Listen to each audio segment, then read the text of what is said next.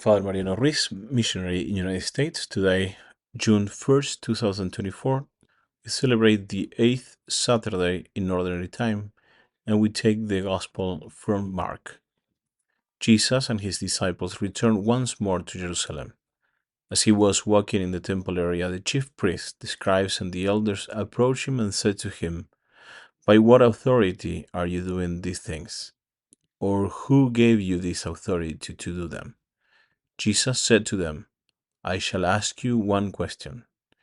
Answer me, and I will tell you by what authority I do these things. Was John's baptism of heavenly or of human origin? Answer me." They discussed this among themselves and said, "If we say of heavenly origin, he will say, 'Then why you didn't believe him?' But shall we say of human origin?" They feared the crowd, for they all thought John really was a prophet. So they said to Jesus in reply, "We do not know." Then Jesus said to them, "Neither shall I tell you by what authority I do these things." After casting out animals, merchants, and money changers from the temple immediately after the Palm Sunday procession, Jesus started teaching in the temple courts. Hence, the chief priests and the elders of the people approached Jesus, questioning his authority for entering the city in a triumphal procession, for allowing the children to acclaim him, for curing the sick, for casting out merchants and the money changers, and for teaching in the temple area. This was a trap, this question. If Jesus claimed that his authority was divine as the Messiah, they will arrest him as blasphemer. If he claimed that his authority was human, then they will arrest him as well, because they will think that he's damaging the simple faith of the people, of those that follow him, but also of the people that were in the temple. Since Jesus didn't want to risk himself and his mission in this way, he understood that the manner to answer to this trap or to this question is to silence them and to challenge them.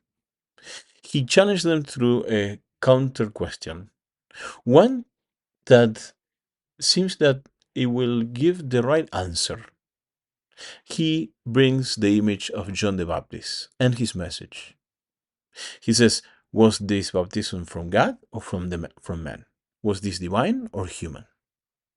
If they answer that it was divine, the questioners will be asked to explain why they didn't accept then John's message and his witness, bearing that Jesus was the Messiah that he already confirmed. If they answer that it was human, they will have to face the anger of the crowd, who had accepted John as a prophet. Hence, they kept silence. And thus, in keeping silent, they were humiliated. We may also think that the question was not meant to be answered, actually. But the intention of Jesus, in fact, it was to lead them to the figure of John the Baptist. So, if we go back, we think of the question that Jesus asked was John baptism of heavenly or human origin? What he was doing was more than to get an answer in regards to that origin, was more than anything in order to see and the moment to bring them into the reality of conversion, rather than leading them to an answer that probably will not give and will not suffice their desires.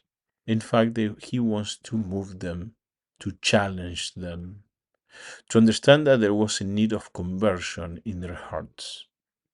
They understood that, or Jesus understood well, that if they rejected the figure of John the Baptist, also they were rejecting the reality of Jesus Christ. And the reason is because they didn't believe of themselves that they needed a conversion in their hearts. They refuse John because they refuse a need of conversion. Yes? Therefore, they will reject Jesus as well, and his authority in which he acted, but simply because they wanted to remain in their own hardness of heart, That is a key point in this question of Jesus.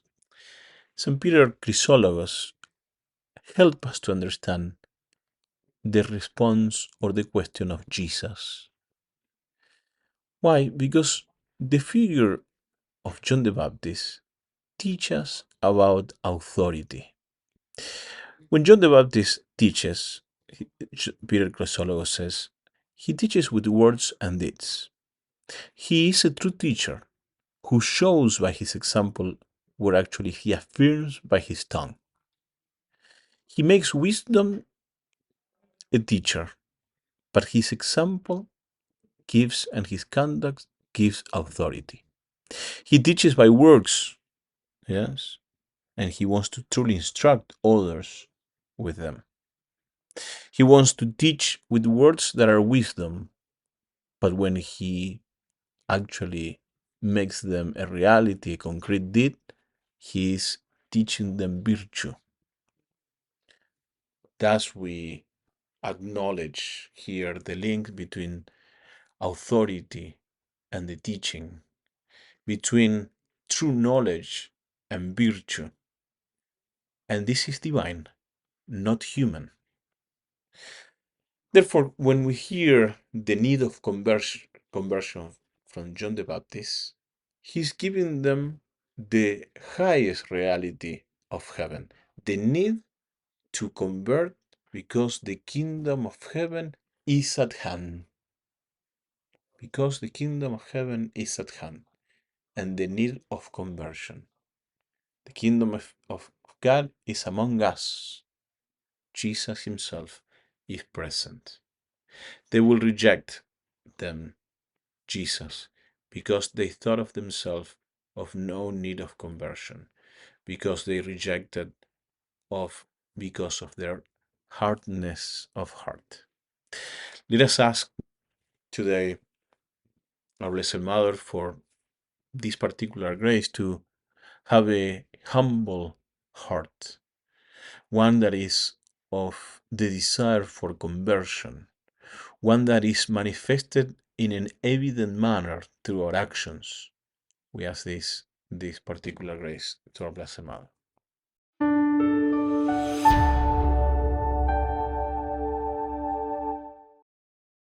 Thank you so much for listening.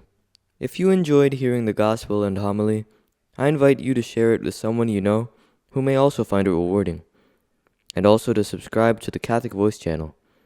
Please see in the description below if you would like to receive a text message for each daily gospel and homily.